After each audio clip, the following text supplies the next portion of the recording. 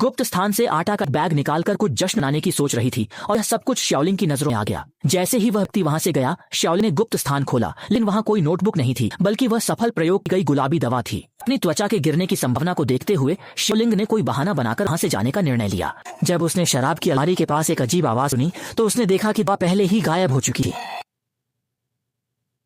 घर लौटकर शाओलिंग ने दर्द के साथ ईव की त्वचा को उतार दिया और अपनी असली पहचान प्रकट की। कुछ ही समय बाद प्रोफेसर ने उसे ढूंढ लिया। प्रोफेसर को पहले से ही था कि यह सब शाओलिंग का नोटबुक वापस पाने का तरीका था। गुलाबी दवा पाने के लिए प्रोफेसर ने एक समझौता करने का निर्णय लिया। अगर शाओलिंग उसे सौंप दे तो वह उसे इतनी बड़ी रकम देगा कि उसका बाकी जीवन आराम से कट सके। यह कर शाओलिंग ने कहा कि दवा फ्रिज में है।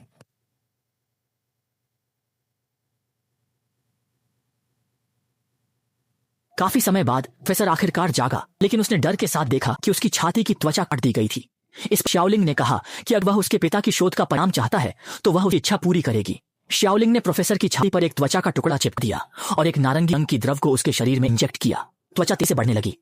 प्रोफेसर को इतनी आसानी से मरने से बचने के लिए शाओलिंग ने उसके लिए एक स्ट्रॉ भी तैयार किया, लेकिन जैसे ही वह बदला लेने की खुशी का आनंद ले रही थी, पड़ोसी चीख सुनी और यह देखने आया कि क्या हुआ।